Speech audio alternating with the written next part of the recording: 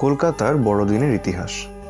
কলকাতার প্রধান উৎসবগুলির মধ্যে দুর্গাপুজো, কালী পুজো যেমন আছে, সেরকম বড়দিন বা ক্রিসমাসও একটি অন্যতম উৎসব। বাংলায় খ্রিস্ট ধর্মের প্রচলন ঘটে ১৬শ শতাব্দীতে পর্তুগিজ বণিকদের হাত ধরে। এই সময় খ্রিস্ট ধর্মাবলম্বী বা খ্রিস্টানরা নিজেদের মধ্যে অনুষ্ঠান করত।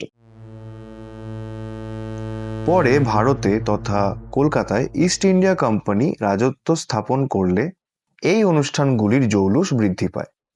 ১৮৫৭ খ্রিস্টাব্দের সিপাহী বিদ্রোহের মধ্য দিয়ে ভারত ইস্ট ইন্ডিয়া কোম্পানির শাসন অবসান ঘটে এবং শুরু হয় ব্রিটেনের শাসন।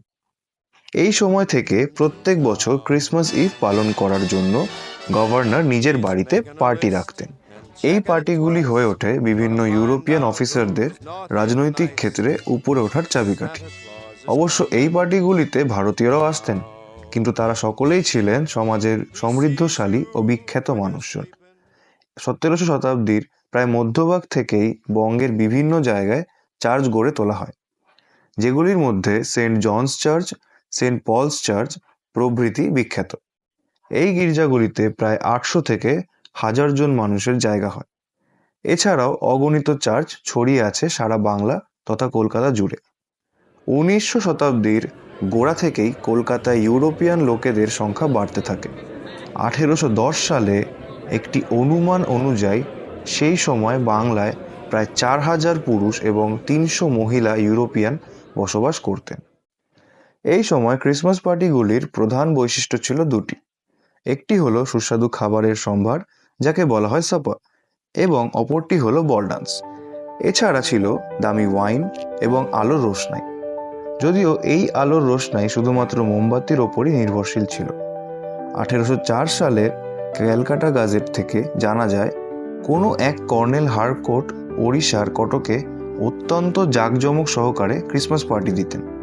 তবে জাঁকজমকের সবচেয়ে বড় যে পার্টিটি ছিল সেটি হলো ১৯৩৮ সালে লর্ড ব্র্যাবর্নের অনুষ্ঠিত একটি পার্টি, যেখানে তিনি ১৪০টি কার্ড পাঠান, যেগুলির গ্রাহক ছিলেন ইউরোপের রাজা রানীরা এবং বিভিন্ন উচ্চপদস্থ ব্যক্তি ও তাদের পত্নীরা। এই পার্টিগুলিতে সেই সময়কার হিসেবে প্রায় ৪,০০০ থেকে ৫,০০০ টাকা খরচ করা হতো।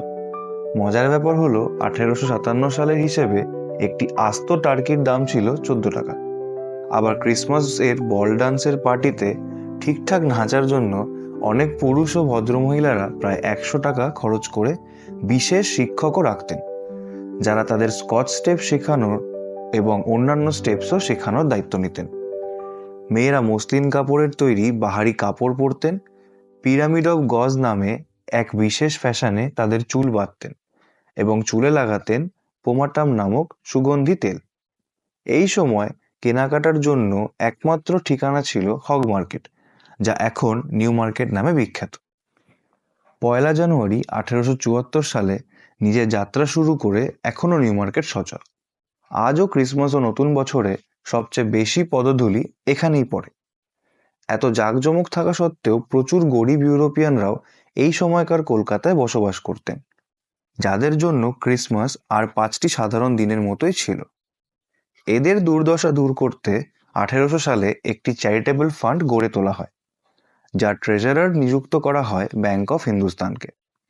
১৮০২ নাগাদ এই চ্যারিটি প্রায় ৩,২৫৮ টাকার দান সংগ্রহ করে, যা ৩৯ জন বিধবা এবং ১০৬ জন পর্তুগিজদের মধ্যে ভাগ করে দেওয়া হয়।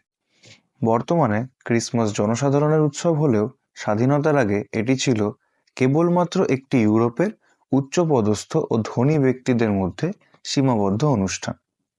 এখন ক্রিসমাস মানেই পার্ক স্ট্রিট অঞ্চলে সারা রাত ঘুরে বেড়ানো আর রকমারি খাবার খাওয়া, বিভিন্ন চার্চের পরিদর্শন করা আর আলোর রোশনায়ে মজে থাকা।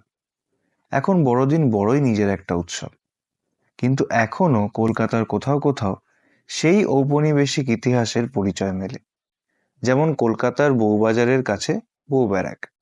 এটি হলো একটি ছোট কলোনি বিশেষ, যার প্রত্যেকটি বাড়ির রং লাল, প্রত্যেকটি বাড়ির উচ্চতা ১ এবং প্রত্যেকটি বাড়ির বাসিন্দা হলেন অ্যাংলো ইন্ডিয়ান।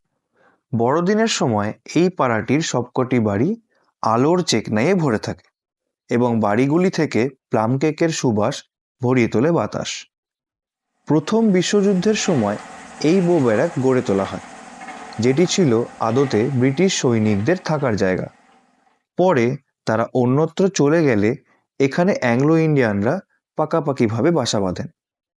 এই অ্যাংলো ইন্ডিয়ানরাই ছিলেন একসময় ব্রিটিশ ইন্ডিয়ার অন্যতম কর্মশক্তি। বর্তমানে এখানে প্রায় 130টি পরিবার বসবাস করেন। কেক তো আছেই, এমনকি ক্রিসমাসের ওয়াইনটাও অনেকে বাড়িতে তৈরি করে থাকেন। এনারা এই ওয়াইনগুলো প্রধানত আঙুর ও আদা দিয়ে বানিয়ে থাকেন। এগুলির স্বাদ মিষ্টি এবং অতীব সুস্বাদু, তাই বড়দিনের দিনই সব ওয়াইন বিক্রি হয়ে যায়।